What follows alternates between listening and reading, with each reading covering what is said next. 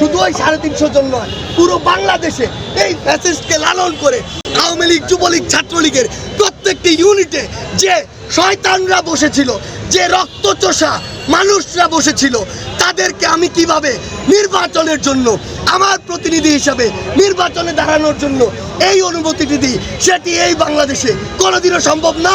সবাইকে বিচারের আওতায় আসতে হবে এবং এই 16 বছরে মানুষের উপর যে অত্যাচার করেছে, নির্যাতন করেছে, তার হিসাব দিতে হবে। আগে তার জন্য শাস্তি পেতে হবে, তারপর জনগণ নির্ধারণ করবে সে নির্বাচনে দাঁড়াতে পারবে নাকি পারবে না। আমাদের রেজিস্ট্যান্স উইক এখন চলছে। রেজিস্ট্যান্স উইকের মধ্য দিয়ে আমরা দেখেছি আওয়ামী দোসররা যেভাবে ষড়যন্ত্র করছিল আমাদের ছাত্র নাগরিকের অংশগ্রহণের সফল অভ্যুত্থানটিকে বিনষ্ট করে দেওয়ার জন্য।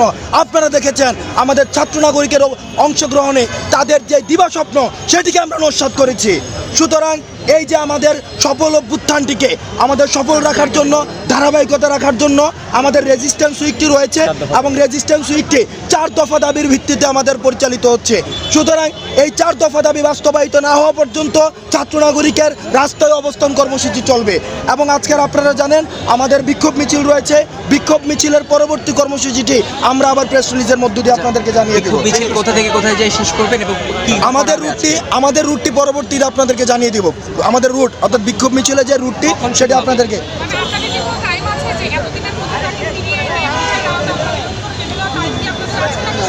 না এরকম রেজিস্ট্যান্স উইকের আওতায় পড়ছে কিনা আপনাদেরকে বলি, এটা হচ্ছে অফলাইনে বলতেছি। এই যে পলিসির বিষয়গুলো কতদিন কিসের মাধ্যমে আনবো, এই পলিসি ডিসকাশনগুলো আমাদের এখনো চলতেছে, বুঝছেন। আর আজকে যেটা বলতেছেন, আমরা চাই না এই দেশের মানুষের এই ছাত্র জনতার গণঅভ্যুত্থানের পরে সিঙ্গেল কোনো জায়গায় একটু ভোগান্তি হোক।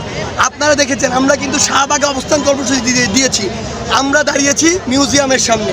আমরা চাই না আমাদের যে ভাই বোনরা রাস্তা দিয়ে চলছে তাদের একটুও ভোগান্তি হোক। সেই জায়গা থেকে যারা আমাদের এই বাংলাদেশের ছাত্র নাগরিকের যে গণঅভ্যুত্থান সেটি নষ্ট করতে চায়, তারা যদি রাস্তায় নেমে এটি নষ্ট করার বিন্দুমাত্র প্রচেষ্টা দেখায়, তখনই তাদেরকে প্রতিহত করার জন্য যেদিকে যেতে হবে সেটাই হবে আমাদের বিক্ষোভ মিছিলের রূপ। তারা যে সময় বের হবে সেই সময় তাদেরকে প্রতিহত করার জন্য আমরা যখন বের হব সেই সময়টি হবে আমাদের বিক্ষোভ মিছিলের সময়। ওকে থ্যাংক ইউ এগুলো হচ্ছে ছাত্রলীগীয় কায়দায় নিজের ব্যক্তিত্বকে বিসর্জন দেওয়া। নিজের ব্যক্তিত্বকে বিসর্জন না দিয়ে বরং নিজের ব্যক্তিত্বকে প্রতিষ্ঠিত করার আমরা নিজেদের এই যে অবস্থানটি, আমরা সেই অবস্থানটিকে ধরে রাখবো।